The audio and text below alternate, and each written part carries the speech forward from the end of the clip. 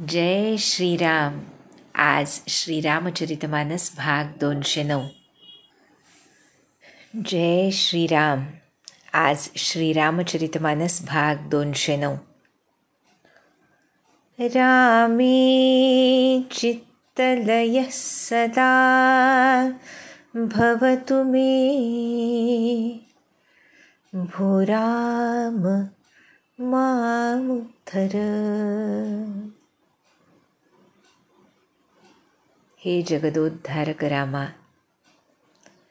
तुझ्या चरणी अखंड एकतानता साधून चित्ताचा लय व्हावा यासाठी मला आशीर्वाद द्यावा. हीच एक प्रार्थना प्रभूचरणी करणं म्हणजे आपल्या आयुष्याचं सार सर्वस्व इति कर्तव्यता कशामध्ये आहे.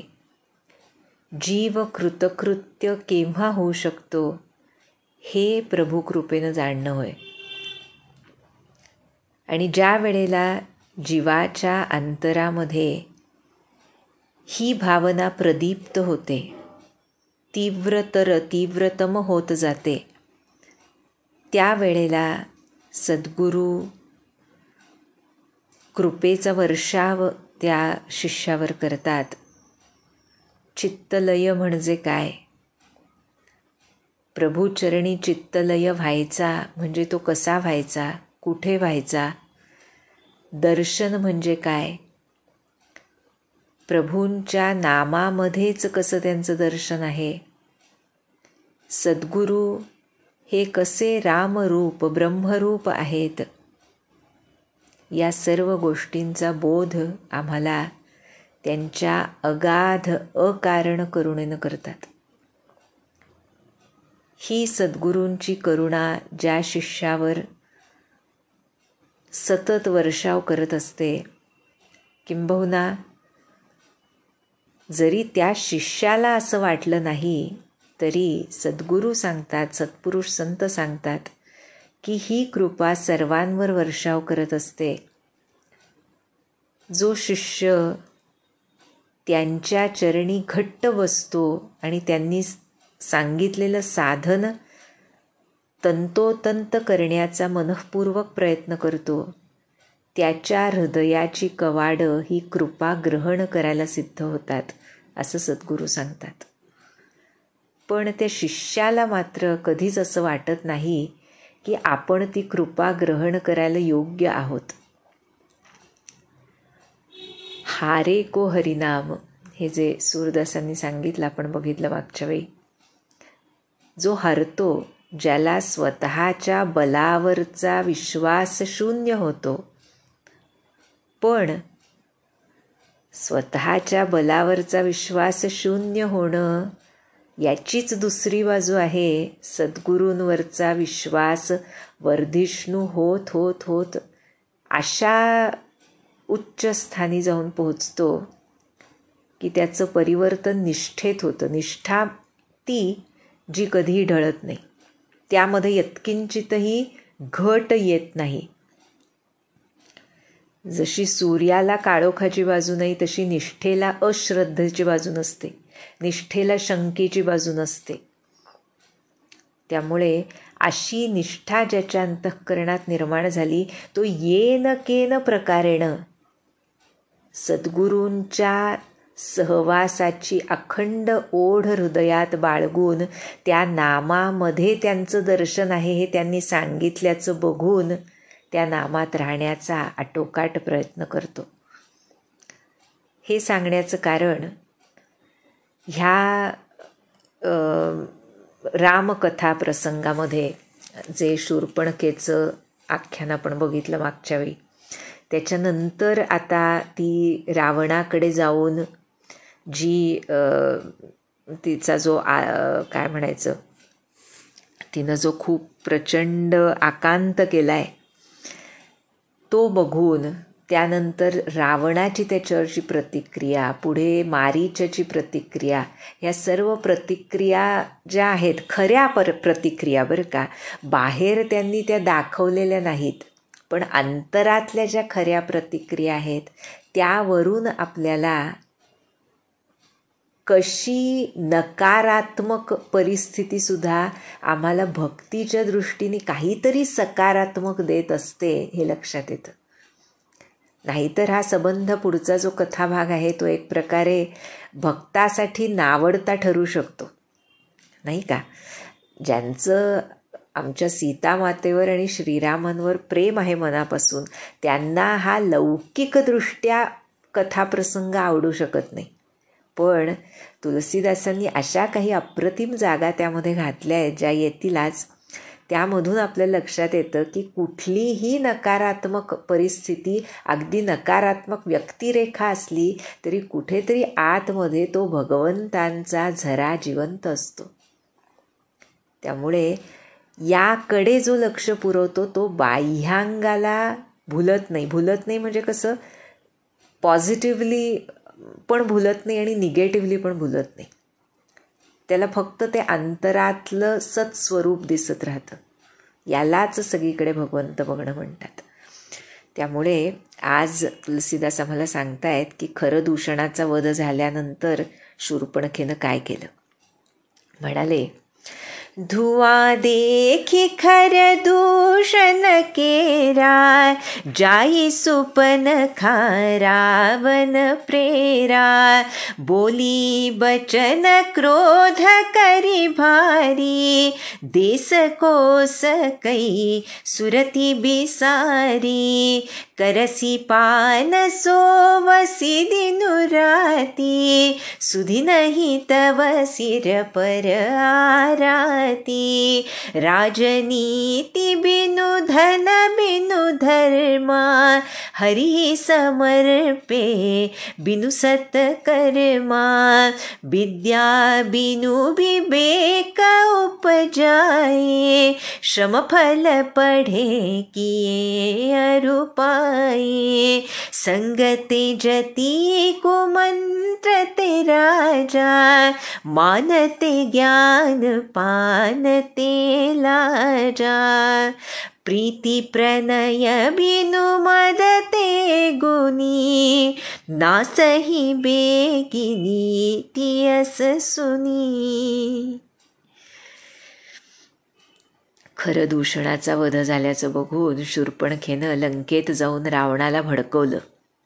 अत्यंत क्रुद्ध झाली होती. म्हणतीये, तुला देशाची आणि तुझ्या खजिन्याची सुद्धा शुद्ध राहिलेली नाही रावणा. असं सांगून पुढं काय म्हणते बघा.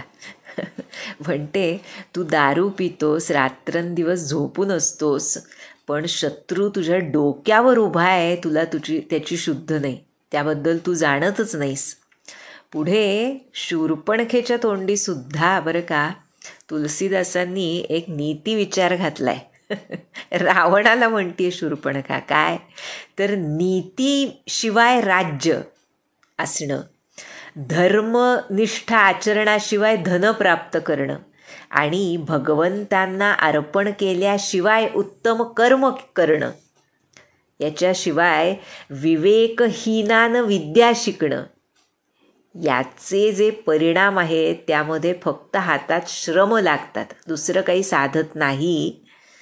पुढे सांगतेय, विषयसंगामुळे संन्यासी नष्ट होतो, वाईट सल्ला दिला मंत्रीगणांना तर राजा नष्ट होतो, दुरभिमान असेल तर ते ज्ञान नष्ट होतं, जो मदिरापान करतो त्याची लाज लज्जा शरम नाहीशी होते, नम्रतेशिवाय प्रेम नष्ट होतं आणि अहंकाराशिवाय जो गुणवान पुरुष असतो तो सुद्धा लवकर नष्ट होतो.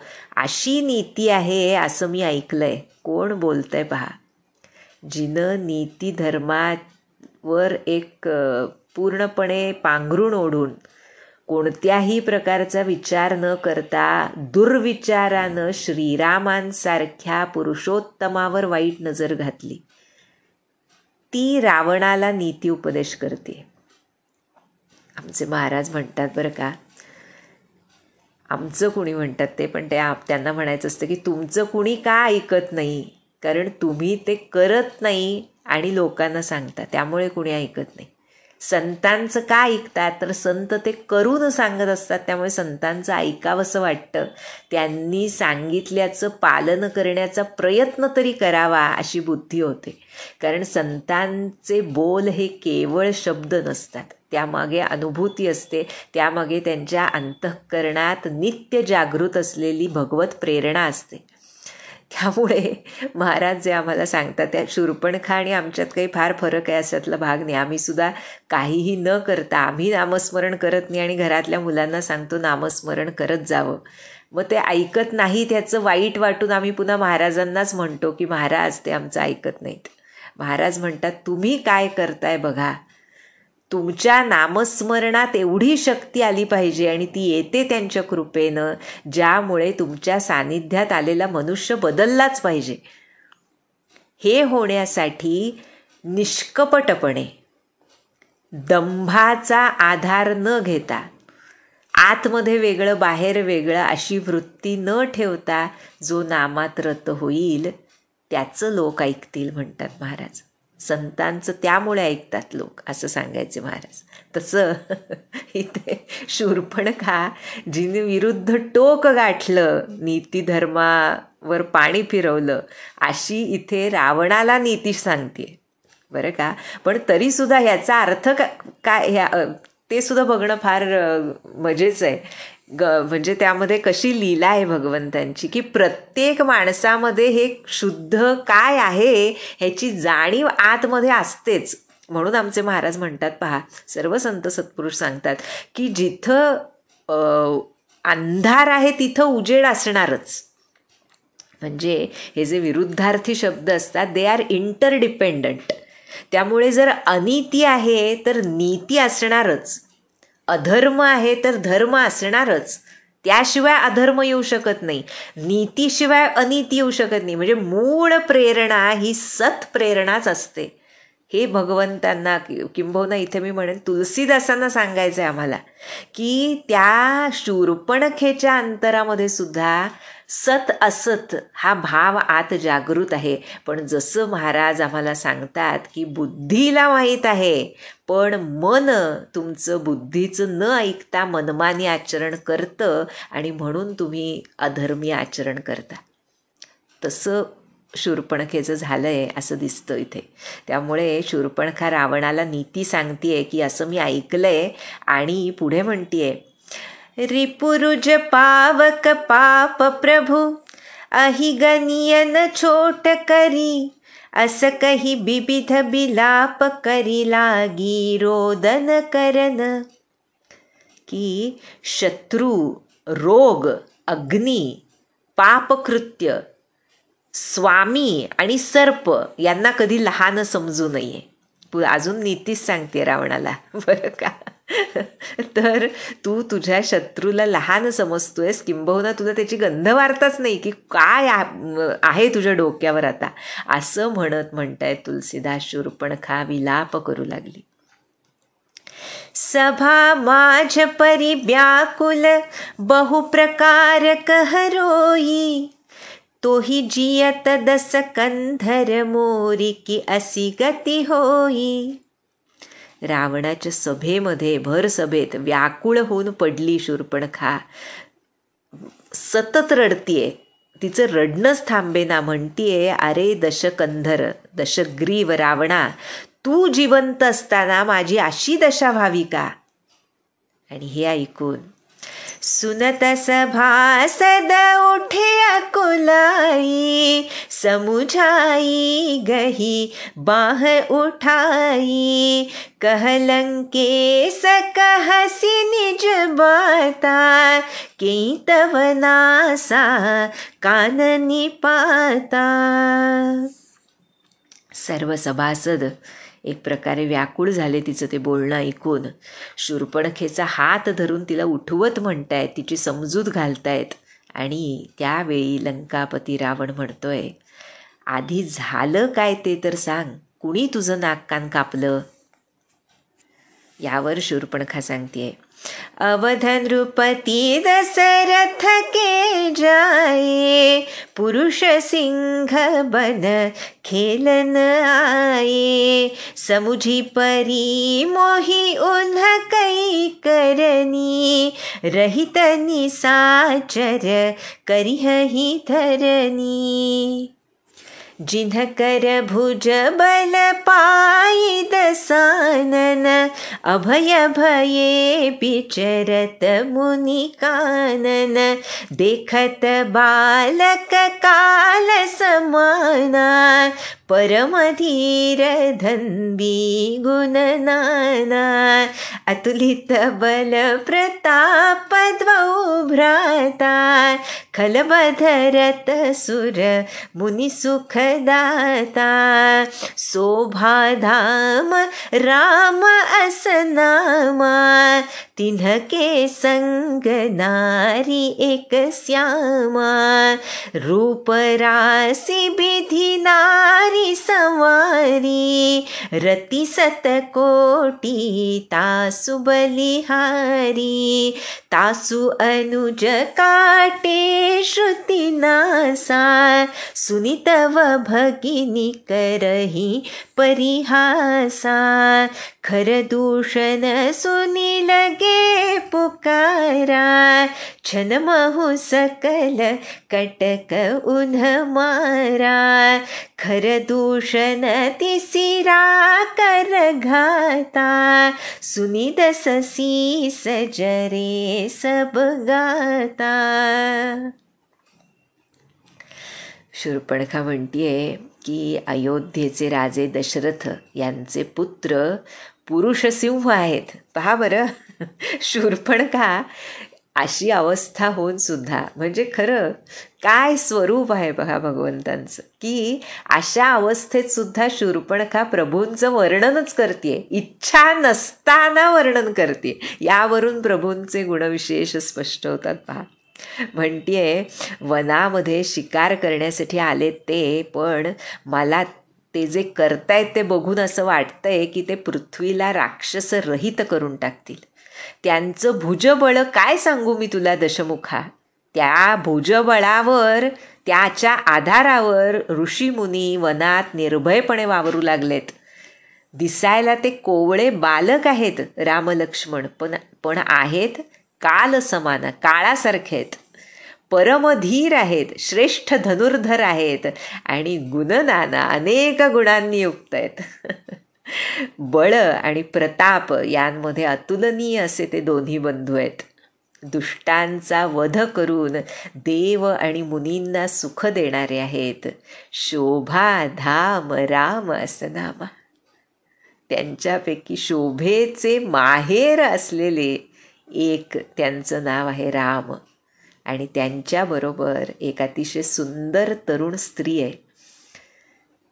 म्हणतीये शूर्पणखा, आता सीतेचं वर्णन करते की विधात्यानं त्या स्त्रीला रूपाची राशी जणू बनवलंय. इतकी सुंदर आहे की 100 कोटी रतींना तिच्यावरून ओवाळून टाकावं. रती सत कोटी तासु बलिहारी. त्याच रामाच्या धाकट्या भावानं माझं नाक कान कापून टाकले आणि मी तुझी बहीण आहे हे ऐकून माझी चेष्टा करू लागले. मी हाक मारली म्हणून खरं दूषण माझ्या सहाय्यास आले, पण एका क्षणात त्या रामानं सर्व सेना मारून टाकली. आणि हे ऐकून खरं दूषण त्रिशिरा यांचा वध झाल्याचं ऐकून राव सुनी दस सीस जरे सबगाता.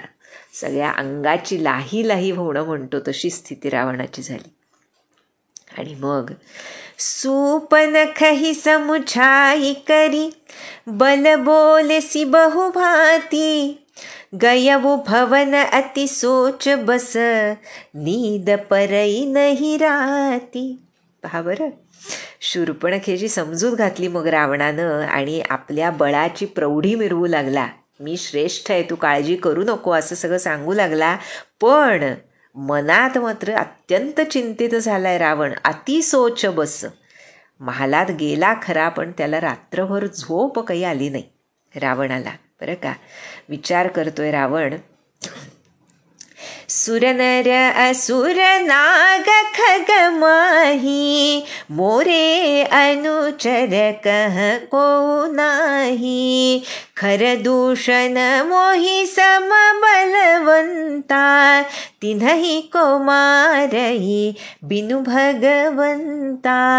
सुररंजन भंजन मही भारा, जो भगवंत लीन अवतारा। तौ मैं जाई बेरु हठी करऊँ, प्रभु सर प्राण तजे भवतरऊँ। होई ही भजनु न तामस देहा, मन क्रम वचन मंत्र दृढ़ एहा। जो नर रूप भूप सुत को, हरिहउ नारी जीतिरन तो। काय तुलसीदासांनी लिहिलंय खरंच. म्हणतात रावण मनातल्या मनात विचार करतोय की देव, मनुष्य, असुर, नाग किंवा कुणी पक्षी, कुणीच माझ्या सेवकावर सुद्धा यांपैकी कुणी मात करू शकेल, त्यांना जिंकू शकेल असं सुद्धा कुणी नाही. खरं दूषण तर माझ्यासारखे बलवान होते, त्यांना मारई बिनु भगवंता को ती नाही. त्यांना भगवंताशिवाय दुसरा कोण वर मारू शकेल. त्यामुळे रावण मनात विचार करतोय की सुररंजन, देवांना आनंद देणारे आणि पृथ्वीचा भार हरण करणारे भगवंत, त्यांनीच जर अवतार घेतला असेल तर मात्र पहा बरं, तौ मैं जाई बैरु हठी करऊँ, प्रभु सर प्राण तजे भवतरऊँ. तर मी मुद्दाम जाऊन त्यांच्याशी वैर करीन जर भगवंतांनी अवतार घेतला असेल तर, आणि त्यांच्या प्रभूंच्या बाणानं प्राण सोडून हा भवसागर तरून जाईन.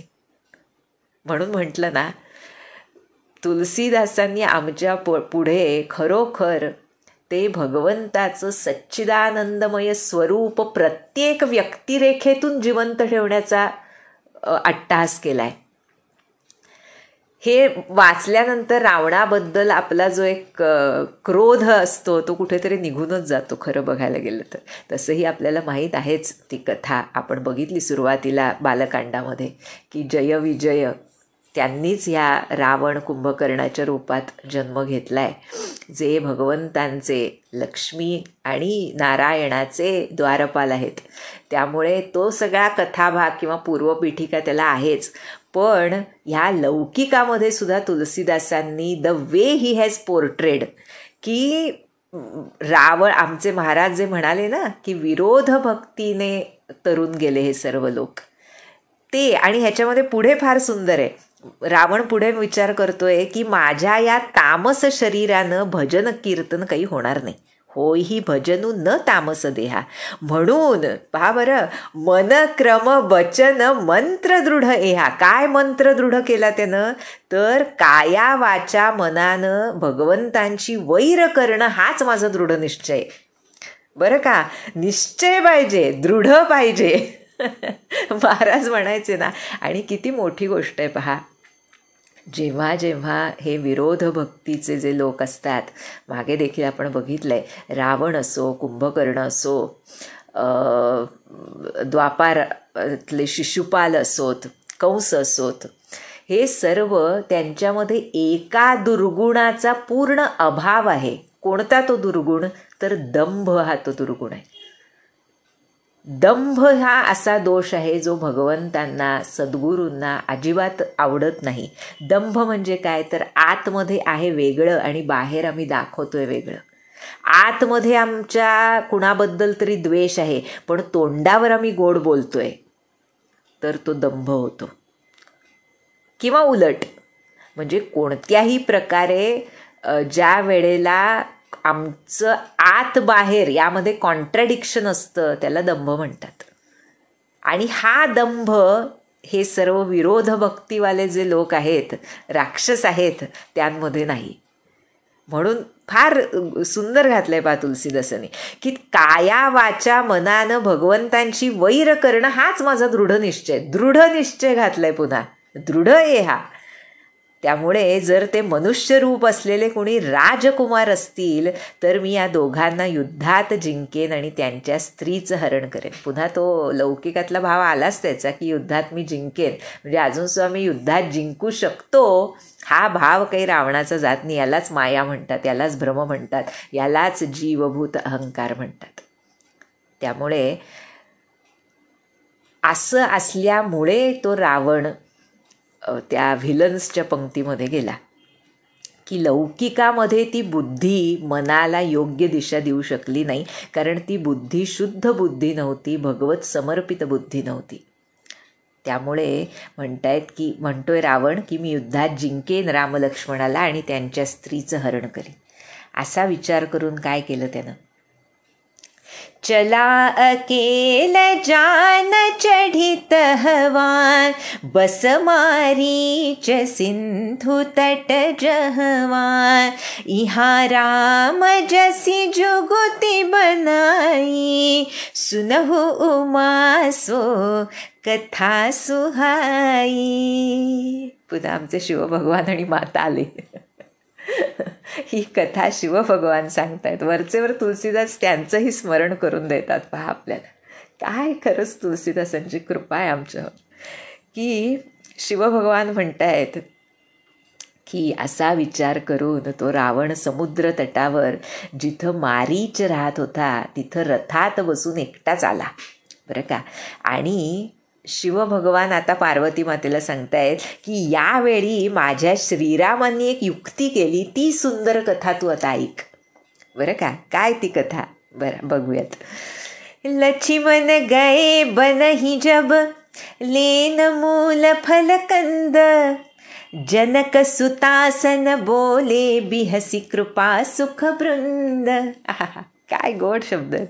लक्ष्मण त्याच वेळेला कंदमूळ फळं आणण्यासाठी वनात गेला, तेव्हा श्रीराम आणि जानकी एकांतामध्ये होते.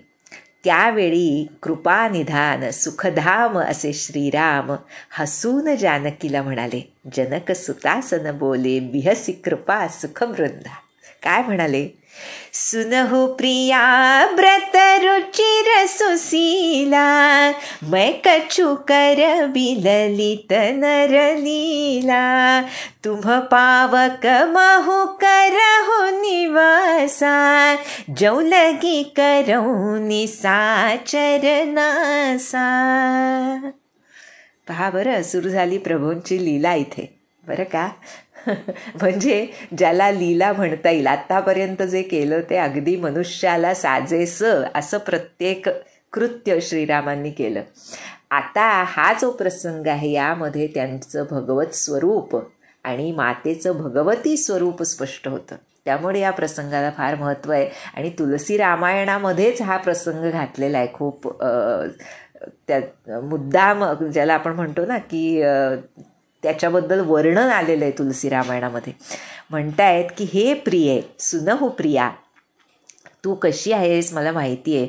अतिशय सुंदर अशा पातिव्रत्य धर्माचं पालन करणारी सुशील स्त्री आहेस तू. पण आता ऐक, मी आता काही ललित नरलीला, एक नाट्य मी आता करणार आहे, मनुष्य लीला करणार आहे. त्यामुळे मी आता राक्षसांचा नाश करेपर्यंत हे प्रिये तू अग्नीमध्ये निवास कर बरं का. हा एक खूप मोठा कथाभाग म्हणजे महत्त्वाचा असा इथे येतो की सीता माता तिचं हरण झालं जे आपण म्हणतो ते तुलसीदास म्हणतात की ती जी सीता जिचं हरण रावण करणार आहे पुढे, ती छाया सीता होती. मूळ सीता जी आहे ती मात्र अग्नीमध्ये तिनं वास्तव्य केलं आणि त्यामुळे ती अखंड पवित्रच राहिली. तिला रावण स्पर्शसुद्धा करू शकला नाही. अर्थात जी छाया होती ती त्याच जगत जननीची छाया असल्यामुळे तिलासुद्धा रावण स्पर्श करू शकला नाही. त्यामुळे हे सांगितल्यानंतर श्रीरामांनी काय केलं आमच्या मातेनं, तर जब ही राम सब कहा बखानी, बखानी, प्रभुपद धरी हिय अनल समानी, निज प्रतिबिंब राखित हसीता, तैसल सील रूप सुबिनीता. श्रीरामांनी सगळं समजावून सांगितलं मातेला आणि त्यावेळी सीता मातेनं प्रभुपद धरी हिय अनल समानी. काय गोड लिहिलंय पहा. प्रभूंचे चरण हृदयामध्ये घट्ट धारण करून अग्नीमध्ये प्रवेश करती झाली सीता माता आणि आपलीच छायामूर्ती तिनं तिथं ठेवली. निज प्रतिबिंब राखित सीता, जी तिच्यासारखीच शील स्वभाव रूपानं होती आणि अत्यंत विनम्र होती, सुबिनीता. आणि हे कुणालाच कळलं नाही म्हणतात तुलसीदास. लक्ष्मण यह मरमुन जाना, जो कछु रचित चरित रचा भगवाना, दसमुख गय मुजहा मारीचा, नाई माथ स्वार्थ रतनीचा. तुलसीदास सांगतायत, शिवभगवान सांगतायत पार्वती मातेला की ही जी माझ्या भगवंतांनी लीला मांडली तिचं रहस्य लक्ष्मणाला सुद्धा समजलं नाही. आणि मग स्वार्थी रावण, नीच असा रावण मारीच्याकडे जातोय, त्याच्या पुढे नतमस्तक झाला. बरं का, जेव्हा जसं म्हटलं ना की काम करून घ्यायचं असलं की कुणापुढेही हात टेकतो मनुष्य, इथं तर हा राक्षस आहे. त्यामुळे मारीच्याला म्हणतोय आणि तुलसीदास आम्हाला पुढे सांगतायत पहा की कसा तो नतमस्तक झाला. सांगितलं ना, नाई माथ स्वार्थ नतनीचा, की स्वार्थानं हा नीच मनुष्य नतमस्तक झाला. पुढं तुलसीदास सांगतायत, नवनी नीच कै अति दुःखदायी, जिमी अंकुश धनु उरग बिलाई, भयदायक खल कै प्रिय बानी, जिमी अकाल के कुसुम भवानी. काय गोड पहा. शिवभगवान सांगतायत बरं आमच्या मातेला की नीच मनुष्यानं नम्रता दाखवणं हे अत्यंत दुःखदायक असतं.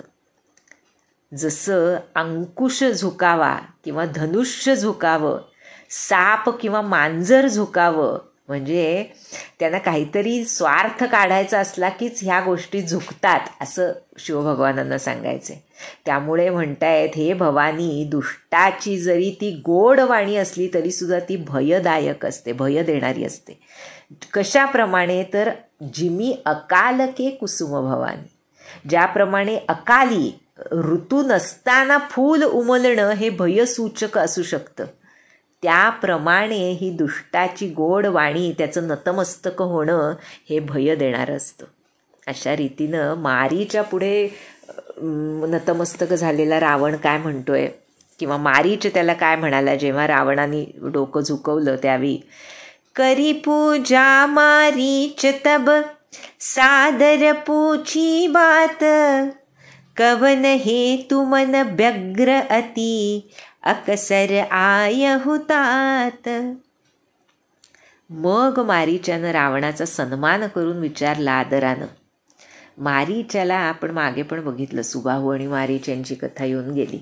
याच्यामध्ये जेवढी आहे ती पण बघितली आपण, जे इतर ग्रंथांतरी वर्णन आले तेही बघितलं होतं त्यावेळेला, की मारीच्याच्या मनामध्ये श्रीरामांबद्दल अत्यंत आदर प्रकट झाला आहे. म्हणजे काही ग्रंथांतरी वर्णन आहे की त्यांच्या आईचं ताडकाचा अंत्यसंस्कार जेव्हा श्रीरामांनी केला ते बघून किंबहुना मारीच्या करवी करवला असंही काही ग्रंथांतरी वर्णन आहे. त्यावेळेला मारीच्याचं हृदय परिवर्तनच झालं होतं. म्हणून विश्वामित्रांनी श्रीरामांची वाहवा केली होती त्यावेळेला की रामा, तू एकटा असा आहेस ज्यांच्यामुळे असुरांचं हृदय परिवर्तन सुद्धा होऊ शकतं.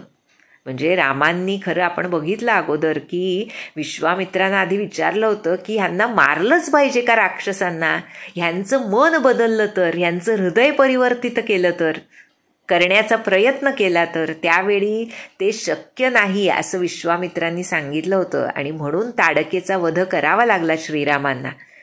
पण हे झाल्यानंतर सुद्धा ते जे त्यांनी केलं त्यावरून मारीच्याच्या हृदयामध्ये श्रीरामांबद्दल भक्ती निर्माण झाली होती. त्यामुळे मारीच्यानं इथं विचारलं, कारण शेवटी तो रावणाचा सेवक आहे, त्यामुळे रावणाचा सन्मान करून विचारतोय मारीच इथे की हे स्वामी, तुमचं मन कशामुळे इतकं बेचैन झालंय आणि एकटेच कसे काय तुम्ही इथे आलात? त्यावेळी रावण सांगतोय, दसमुख सकल कथा तेहि आगे, कही सहित अभिमान अभागे, हो कपट मृग तुम छलकारी, जेहि विधि हरि आनौ नृप नारी. तुलसीदास म्हणतायत, भाग्यहीन असलेल्या रावणानं आपली सर्व कथा अभिमानानं त्याला सांगितली आणि म्हणाला की तू कपटी मृग बन, छलकारी फसवणारा असा कपट मृग बन, तसा हो, आणि या उपायानं मी नृपनारी त्या राजवधूला हरण करून आणीन. तेव्हा मारीच म्हणतोय, रावणाला सांगतोय, पहा, तेही पुनी कहा सुनहु दस सीसा, ते नर रूप चराचर ईसा, तासो तात बयरु नहीं कीजे, मारे मरिय जियाए जीजे, मुनि मखरा खन गया वो कुमारा, बिनु फर सर रघुपति मोहि मारा, सत जो जन आयऊ छन माही, तिन सन बयरु किए भल नाही. मारीच सांगतोय, हे दशानना ऐक, ते तू ज्यांच्याबद्दल बोलतोयस ते श्रीराम मनुष्य रूपामधले चराचराचे ईश्वर आहेत, स्वामी आहेत. त्यांच्याशी वैर धरू नकोस. त्यांनी मारल्यास मरण येतं आणि त्यांनी जगवलं तर मनुष्य जगतो. बरं का, किती गोड सांगितलंय पहा. मारे मरिय जियाये जीजे, काय गोड. भगवंतांचं म्हणजे काय गुणवर्णन त्यातलं एक खूप महत्त्वाचं की त्यांनी आमचे महाराज पुन्हा आठवले की महाराज म्हणायचे की रात्री झोपल्यानंतर सकाळी उठल्यावर जाग येते. ते जाग कशामुळे येते? जर जाग आली नाही तर तो मेलाच की मनुष्य. हा विचार आपण करतो का? म्हणजे जागृतावस्थेत येणं हे सुद्धा भगवंतांच्या कृपेशिवाय संभवत नाही, असं जे महाराजांनी सांगितलं तेच इथे मारीच सांगतोय रावणाला की बाबा रे, त्यांनी जगवलं तर तू जगशील, त्यांनी मारलं तर तू मरशील, किंवा कुणीही या समस्त चराचरातले जीव त्यांनी जगवले तरच जगू शकतात. बरं का, त्यामुळे सर्वांचं जीवन मरण त्यांच्या हातामध्ये आहे. त्यामुळे पुढे सांगतोय की हेच ते राजकुमार होते जे मुनी विश्वामित्रांच्या यज्ञाचं रक्षण करण्यासाठी आले होते. त्यावेळी फाळ नसलेला बाण मला रघुनाथांनी मारला होता, ज्यामुळं एका क्षणात 100 योजन दूर येऊन इथं समुद्राकाठी मी पडलोय. त्यामुळे सांगतो ऐक, त्यांच्याशी वैर करण्यात हे रावणा कल्याण नाही. म्हणजे पुढे मारीचानी स्वतःची मनस्थिती वर्णन केली. आता पुढच्या चौपाईत काय गोड आहे पहा, फार सुंदर आहे. भई मम कीट भृंग की नाई, जह तह मैं देखऊँ दो भाई, जौ नर तात तदपि अति सूरा, तिन्हि विरोधी न आई ही पूरा. माझी अवस्था कीटभृंग सारखी झाली आहे म्हणतोय.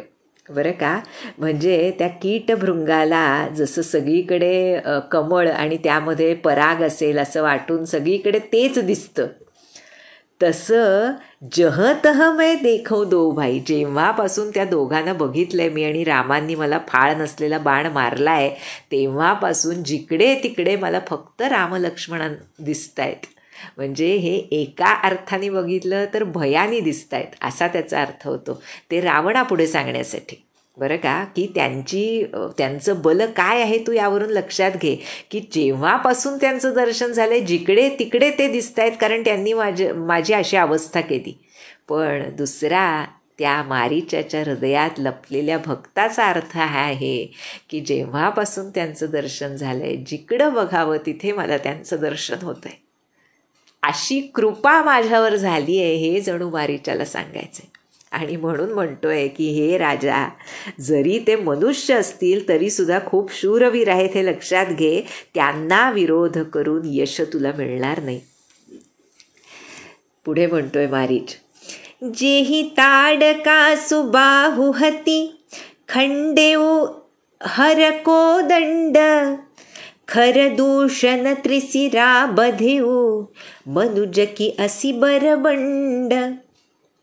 अरे बाबा, ज्यानं ताडका सुबाहूंसारख्यांना मारलं, शिवधनुष्य मोडलं आणि खरं दूषण त्रिशिरांचा वध केला, असा प्रचंड बलवान कधीतरी मनुष्य असू शकेल का?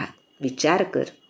त्यामुळे परत जा सांगतोय, जाहू भवन कुल कुशल बिचारी सुनत जरा दीन्हिसी बहुगारी गुरुजी मी मूढ करसी मम बोधा कहू जग मोही समान को जोधा. त्यामुळे आपल्या कुळाच्या कल्याणाचा विचार कर आणि परत जा असं सांगितलं मारीच्यानं. पण ते ऐकून रावण अत्यंत रागावला, क्रोधित झाला, शिव्या देऊ लागला मारीच्याला आणि म्हणाला, अरे मूर्खा, एखाद्या गुरुप्रमाणे मला शिकवतोयस तू? माझ्यासारखा योद्धा आहे कोण जगामध्ये सांग बरं? आणि हा त्याचा अभिमान अहंकार बघून तब मारीच हृदया अनुमाना नवहि विरोधे नहि कल्याणा सश्री मर्मी प्रभु सठ धनी वैद बंदी कभी भानस गुनी उभय भाति देखा निज मरना तब ताकिसी रघुनायक सरना उतरु देत मोहि बधव भागे कसन मरो रघुपती सर लागे. असा त्याचा अहंकार बघून मारीच विचार करतोय की शस्त्रधारी असो, रहस्य एखादा जाणणारा असो, 9 व्यक्ती सांगितल्या ज्यांच्याशी वैर करण्यानं कल्याण होत नाही. कोणते कोणते ते 9 व्यक्ती?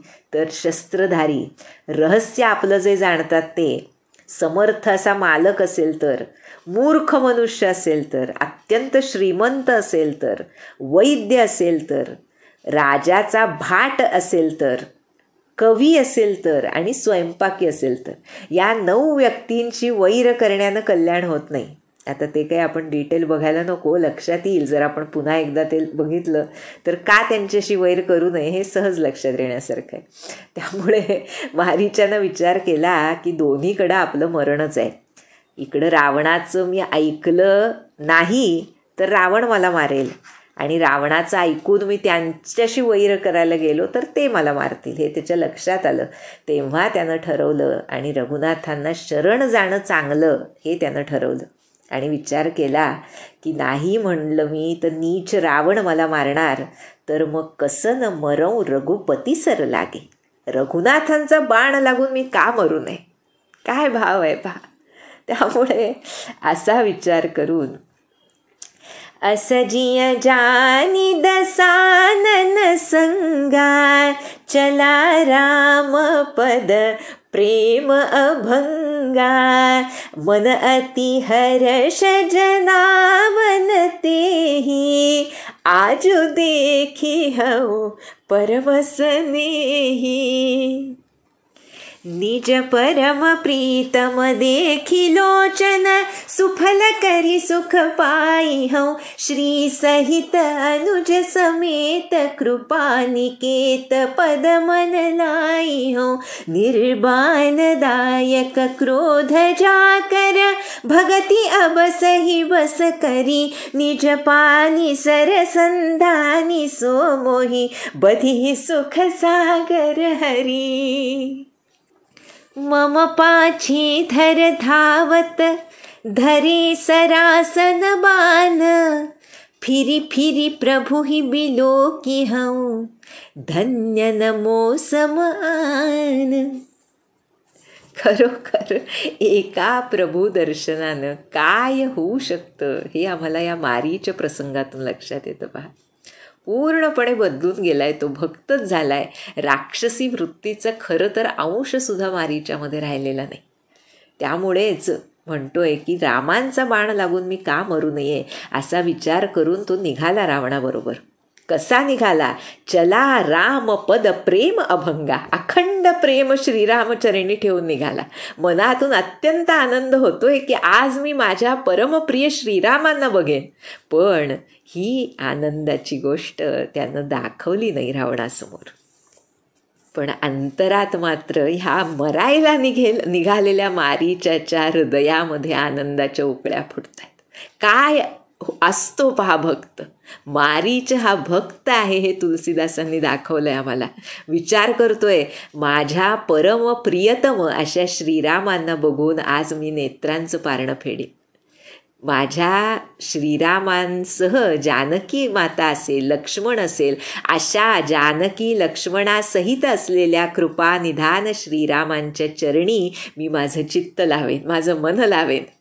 ज्यांचा क्रोधसुद्धा मोक्ष देणार आहे आणि ज्यांची भक्ती स्वतंत्र अशा भगवंतांना वश करणारी आहे. आहा हा म्हणतोय मारीच. तेच आनंदाचे सागर असलेले श्रीहरी आपल्या हातांनी शरसंधान करून माझा वध करणार. या भावनेनं मारीचचं हृदय भरून वाहतंय. म्हणतोय मनामध्ये धनुष्य बाण धारण केलेल्या प्रभूंना मी माझ्या मागे मागे मला पकडण्यासाठी ह्या धरेवर धावताना वरचेवर बघीन, वळून वळून बघीन. माझ्यासारखा धन्य दुसरा कोणी नाही. अशा भावनेनं प्रफुल्लित होऊन मारीच रावणासोबत निघालाय. आणि आता पुढे काय झालं? वनामध्ये रावण पोहोचला. त्यानंतरचा कथाभाग तुलसीदास सांगतील, तो आपण पुढच्या भागात बघूया. जानकी जीवन स्मरण. जय जय राम.